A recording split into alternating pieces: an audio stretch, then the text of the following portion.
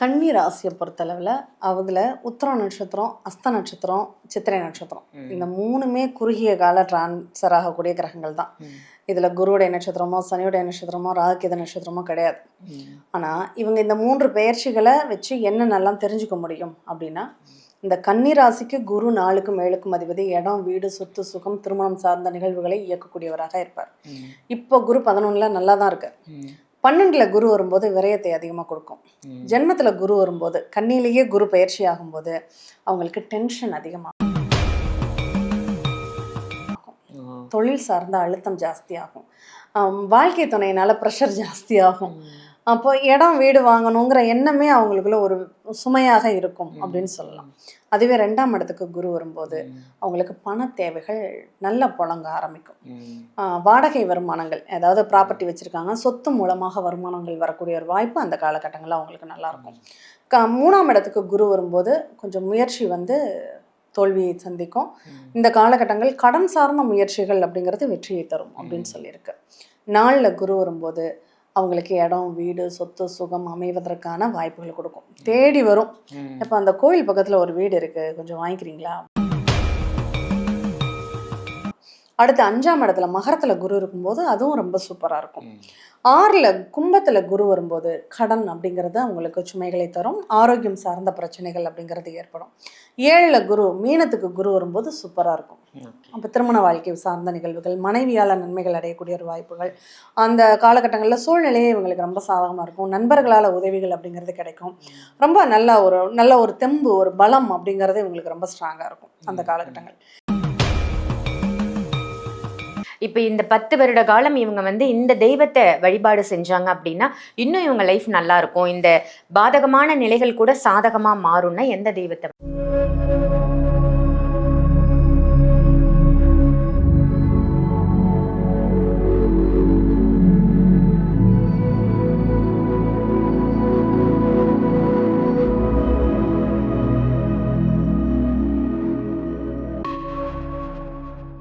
ஆன்மீக பரிகார நேயர்கள் அனைவருக்கும் அன்பான வணக்கங்கள். இன்னைக்கு நம்ம யாரை சந்திக்க வந்திருக்கோம் அப்படின்னு பார்த்தீங்கன்னா, இவங்க அஸ்ட்ராலஜர் மட்டும் இல்லைங்க, ஜோதிட ஆசிரியர் அப்படின்னு சொல்லலாம்.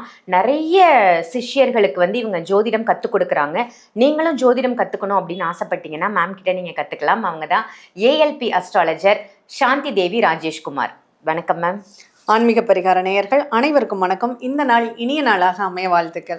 எப்படி மேம் இருக்கீங்க? ரொம்ப நல்லா இருக்கேன், நீங்கள் எப்படி இருக்கீங்க? ரொம்ப நல்லா இருக்கேன் மேம். ரொம்ப ஆழமாகவும் அதே மாதிரி ரொம்ப காரகத்துவமாகவும் இருக்குது உங்களுடைய பதிவுகள் எல்லாம். மக்கள் நிறைய விரும்பி பார்க்குறாங்க உங்களுடைய பதிவுகளை அப்படின்னு தான் சொல்லணும். இன்னைக்கு நான் எடுத்துகிட்டு வந்திருக்கிற டாபிக் மேம், இப்போ ஜோதிடம் அப்படின்னாலே எதிர்காலத்தை கணிக்கக்கூடிய ஒரு விஷயம் அப்படின்னு சொல்லுவாங்க. நிறைய பேர் என்னோட லைஃப் எப்படி இருக்கும் நான் தெரிஞ்சுக்கணும் அப்படின்னு ஆசைப்படுவாங்க இல்லையா? ஸோ அடுத்த 10 வருடங்களுக்கு மேஷ ராசியிலிருந்து மீன ராசி வரைக்கும் இப்போ இந்த நெக்ஸ்ட் 10 இயர்ஸ்ல இருக்கக்கூடிய அந்த கிரக நிலைகளை வைத்தும் வாழ்வியல் முறையை வச்சும் எப்படியெல்லாம் அமைய போகுது ஒவ்வொரு ராசிக்கும் தனித்தனியா அப்படின்னு சொல்லுங்க. அதே மாதிரி எதை பேஸ் பண்ணி நீங்க சொல்ல போறீங்க அப்படின்றதையும் மக்களுக்கு தெரியப்படுத்துனீங்கன்னா நல்லா இருக்கும். கண்டிப்பா. இந்த 10 வருஷம்னு நீங்க கேட்கும்போது எனக்கு அட்சய லக்ன பദ്ധதி தான் ஞாபகத்துக்கு வருது. ஏன்னா நம்ம லக்னம் மாற்றமே 10 வருஷத்துக்கு ஒரு லக்னம் மாறும் அப்படின்னு சொல்லியிருக்கோம். பட் இது ஜென்ரலான ஒரு பதிவு அப்படிங்கிறதுனால இது ஒரு ராசிக்கு 10 வருஷம் மாற்றங்களை நம்ம குரு பகவானை மட்டும் வச்சு எடுத்துட்டு போகணும். ஏன்னா அந்த குரு மட்டும்தான் கரெக்டாக ஒரு வருஷத்துக்கு ஒரு தடவை மாறக்கூடிய கிரகமாக இருக்கார். அடுத்து இந்த சனி பகவானை எடுத்துட்டோம்னா 2.5 வருஷத்துக்கு ஒரு தடவை மாறுவார். இந்த 10 வருஷத்துல அவர் 4 கட்டம் மாறுவார். 2027ல் சனி பயிற்சி ஆகும் போது, அடுத்து பார்க்கும்போது 2029ல் சனி பயிற்சி ஆகும், அடுத்து 2032ல் சனி பயிற்சி ஆகும், அதுக்கு அடுத்து 2036ல் சனி பயிற்சி ஆகும். 2036ல் ஆகும்போது 34 ஆகும்போது 34 to 36 கடகம் வரையும் சனி பகவான் டிராவல் ஆக போறார். அப்ப இந்த 10 வருடம் இந்த டிராவலை வச்சும் அடுத்து குரு பகவான் இந்த 10 வருஷத்துக்கு மூவ் ஆகிறத வச்சும் தான் நம்ம இப்ப பலன்களை பார்க்க போறோம். இது உங்களுடைய ஏஎல்பி லக்னத்திற்குன்னு நீங்க எடுத்துக்கிட்டாலும் பலன் பொருந்தும், சூப்பரா பொருந்தும். இன்னும் ஜென்ரலான பலனை விட இது இப்போ இன்னைக்கு உங்களுக்கு ஏஎல்பி லக்னம் என்னன்னு பார்த்துட்டீங்கன்னா அடுத்த 10 வருஷத்துக்கு அந்த ஏஎல்பி லக்னம் வரையும் இந்த பலன் பொருந்தும் கரெக்டா அப்படின்னு இருக்கும். கூட பார்க்கலாம். Okay okay. அடுத்து இந்த ராகுகேது நம்ம 3 பயிற்சிகளை மட்டும்தான் ரொம்ப பிரதானமா பார்க்குறோம். இந்த ராகுகேதை எடுத்துட்டா 1.5 வருஷத்துக்கு ஒரு தடவை மாற்றம் அடையக்கூடிய கிரகமாக இருக்கு. இப்போ இந்த டிசம்பர்ல ராகுகேது பயிற்சி ஆக போகுது. இந்த டிசம்பர்ல கரெக்டா ராகு பகவான் வந்து கும்பராசில இருந்து மகர ராசிக்குள்ள வரப்போறார். இந்த மகர ராசிக்குள்ள வந்துட்டு அங்க 1.5 வருஷம், இந்த 10 வருஷத்துல அவர் ஒரு 5 முறை மாறக்கூடிய ஒரு சூழ்நிலைகளை தருவார். அப்ப இதை வச்சுதான் நம்ம அந்த பலன்கள் எல்லாம் நம்ம பார்க்க போறோம் அப்படின்னு சொல்லலாம். இது யாருக்கெல்லாம் யாரு எதை பார்க்கணும்? எல்லா லக்னமும் குருவை மட்டுமே பார்க்கணுமா, இல்லை எல்லா லக்னமும் ராகுகேது பயிற்சியை பார்க்கணுமா, இல்லை சனி பகவானை பார்க்கணுமானா சில லக்னங்களுக்கு மட்டும் சனி பகவானை பார்த்தா போதும். சில லக்னங்களுக்கு நம்ம ராகுகேதை பார்த்தா போதும். மற்ற எல்லா லக்னங்களுக்கும் அதை பார்க்கணுங்கிற அவசியம் இல்லை அப்படிங்கிறத பார்த்துக்கலாம். சூப்பர். குருவை மட்டும் எல்லா லக்னத்துக்கும் பார்த்துக்கலாம். கண்டிப்பா மேம். ஏன்னா நாளைக்கு எப்படி இருக்கு அப்படின்றத தெரிஞ்சுக்கிறதுல ஒரு ஆர்வம் எல்லாருக்குமே இருக்கும். நாளைக்கு என்னோட லைஃப் எப்படி அமைய போகுது, என்ன நடக்க போகுது அப்படின்ற ஒரு ஆர்வம் இருக்கும். அந்த வகையில அடுத்த 10 வருஷங்கள் இந்தந்த விஷயங்கள்லாம் நடக்கும், நீங்க கொஞ்சம் எச்சரிக்கையா இருங்க, இதெல்லாம் சாதகமா நடக்க போகுது, அதுக்கு நீங்க விதைகளை இப்பவே போட்டுவீங்க அப்படின்ற மாதிரி இந்த பதிவு அமையும் அப்படின்னு நான் நினைக்கிறேன். கண்டிப்பா ஒவ்வொரு ராசியா பார்த்துடலாம் மேம். கண்டிப்பா ரொம்ப அழகாவே அடுத்த 10 வருஷம் ஒவ்வொரு ராசிக்கும் 3 பயிற்சிகளை வச்சு என்னென்ன நடக்கும், என்னென்ன சாதகம் பாதகம் சொல்றீங்க மேம். இதுல இந்த குரு பயிற்சி, சனி பயிற்சி, ராகு கேது நம்ம பார்த்துட்டு இருக்கோம். அந்த வகையில இன்னைக்கு நம்ம பார்க்க போறது வந்து கன்னிராசி.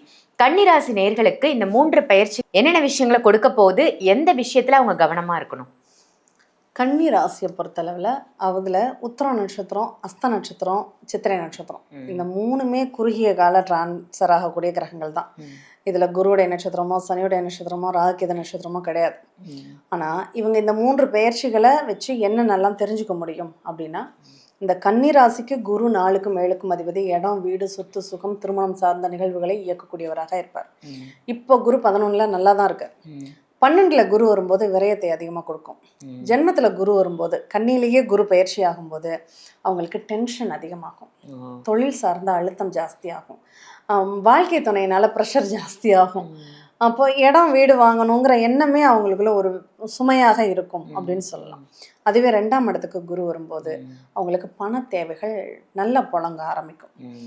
வாடகை வருமானங்கள், அதாவது ப்ராப்பர்ட்டி வச்சுருக்காங்க, சொத்து மூலமாக வருமானங்கள் வரக்கூடிய ஒரு வாய்ப்பு அந்த காலகட்டங்களில் அவங்களுக்கு நல்லாயிருக்கும்.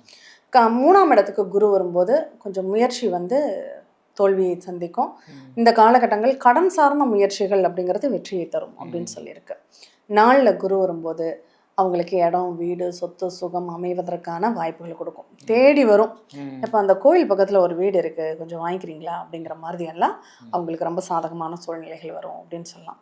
அடுத்து 5ஆம் இடத்துல மகரத்தில் குரு இருக்கும்போது அதுவும் ரொம்ப சூப்பராக இருக்கும். 6ல் கும்பத்தில் குரு வரும்போது கடன் அப்படிங்கிறது அவங்களுக்கு சுமைகளை தரும், ஆரோக்கியம் சார்ந்த பிரச்சனைகள் அப்படிங்கிறது ஏற்படும். 7ல் குரு மீனத்துக்கு குரு வரும்போது சூப்பராக இருக்கும். அப்போ திருமண வாழ்க்கை சார்ந்த நிகழ்வுகள், மனைவியால் நன்மைகள் அடையக்கூடிய ஒரு வாய்ப்புகள், அந்த காலகட்டங்களில் சூழ்நிலையே இவங்களுக்கு ரொம்ப சாதகமாக இருக்கும். நண்பர்களால் உதவிகள் அப்படிங்கிறது கிடைக்கும். ரொம்ப நல்ல ஒரு தெம்பு, ஒரு பலம் அப்படிங்கிறது இவங்களுக்கு ரொம்ப ஸ்ட்ராங்காக இருக்கும் அந்த காலகட்டங்கள். இதுவே மேஷத்தில் குரு வரும்போது ரொம்ப கவனமாக இருக்கணும். இவங்களுடைய ஜாதக அமைப்புப்படி 8வது வருஷம் அப்படிங்கிறப்போ மேஷத்தில் குரு வரும்போது அவங்களுக்கு பிரச்சனைகள் காத்துக்கிட்டு இருக்கு அப்படின்னு சொல்லலாம். ஆனால் அந்த மேஷத்துக்கு குரு வரும்போது அவங்களுக்கு அது லாங் டைம் லாஸ்ட் எண்டில் தான் வரப்போகுது. அதனால் ஒன்றும் பெருசாக கவலைப்பட வேண்டிய அவசியம் அப்படிங்கிறது கிடையாது. இப்போ இந்த சனிப்பெயர்ச்சி இவங்க எதுக்காக பார்க்கலாம் அப்படின்னா, இந்த சனிப்பெயர்ச்சி அவங்களுடைய மனம் சார்ந்த நிகழ்வுகளுக்கு, மனசில் ஒரு குழப்பம் இருக்குது, ஒரு பயம் இருக்குது, குலதெய்வத்தினுடைய அனுகிரகம் கிடைக்குமாங்கிற ஒரு கேள்வி இருக்குது, குழந்தைகள் சார்ந்த நன்மைகள் கிடைக்குமா அப்படிங்கிற ஒரு கேள்வி இருக்குன்னா அதற்கு சனியை பார்த்துக்கிறது இவங்களுக்கு ரொம்ப நல்லது அப்படின்னு சொல்லலாம். இப்போ இந்த சனி பகவான் இவங்களுக்கு 7ல் இருக்காரு. பொதுவாக 7ல் சனி பார்வை நல்லதில்லைன்னு சொல்லுவாங்க. ஆனால் இந்த 7ல் வந்து 50% இவங்களுக்கு பலன் தரக்கூடியவராக தான் இருக்கார். ஒன்றும் பெரிய மோசமான ஒரு சூழ்நிலையில இல்லை. கண்டசனியாகவே இருந்தாலும் அவர் கொஞ்சம் பாதிக்கு பாதி ஓரளவு பலன் தருவார்.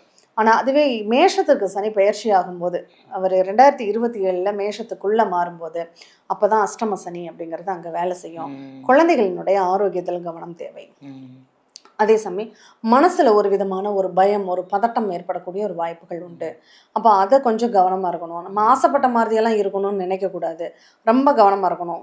வயசு பசங்களா இருந்தா காதல் விவகாரங்கள்ல தலையிடவே கூடாது. இப்போ காதல் தோல்வியால தவறான முடிவுக்கு போக வேண்டிய ஒரு சூழ்நிலைகள்லாம் வந்துடும் அப்படின்னு சொல்லியிருக்கு. அதுவே ரிஷபத்துல சனி பயிற்சி ஆச்சுன்னா அதுக்கப்புறம் கவலைப்பட வேண்டியதே இல்லை. அவங்க 2027 29 வரையும் மட்டும்தான் அவங்க ரொம்ப கவனமா இருக்கணும். அதுக்கப்புறம் அவங்க சனி பயிற்சியை பத்தி கவலைப்படணும் அவசியம் கிடையாது. Okay ma'am. இவங்க வந்து ராகு கேது பயிற்சியை வந்து எப்படி மேம் எதிர்கொள்றது? பொதுவாக ராகு கேது இவங்க ராசியை விட்டு இப்போ கடந்துருச்சு. அதனால மறுபடியும் ராகுவோ கேதுவோ இவங்க ராசிக்குள்ள வரும்போது தான் இவங்க கவனிக்கணுமே தவிர, கன்னியை பொறுத்தளவுல ராகு கேது நட்சத்திரம் அங்கே கிடையாது. அதனால அவங்களுக்குன்னு தனி வீடுகளும் இல்லை அப்படிங்கிறதுனால கவலைப்பட வேண்டிய அவசியம் இல்லை. ஓகே. இப்போ இந்த 10 வருட காலம் இவங்க வந்து இந்த தெய்வத்தை வழிபாடு செஞ்சாங்க அப்படின்னா இன்னும் இவங்க லைஃப் நல்லா இருக்கும், இந்த பாதகமான நிலைகள் கூட சாதகமா மாறும்னா எந்த தெய்வத்தை வணங்கலாம்? பொதுவாக உத்திர நட்சத்திரம் வரும்போது இவங்க சங்கர நாராயணர் வழிபாடு இவங்களுக்கு ரொம்ப நல்லா இருக்கும். இல்லைன்னா சத்யநாராயண பூஜை அப்படிங்கிறது இவங்களுக்கு ரொம்ப பலன் கொடுக்கக்கூடியதாக இருக்கும். அஸ்த நட்சத்திரம் வரும்போது கன்னி தெய்வங்களை வழிபாடு பண்ணுறது, சப்த மாதர்களை வழிபாடு பண்ணுறது இவங்களுக்கு ரொம்ப சக்ஸஸான பலன்களை தரும்.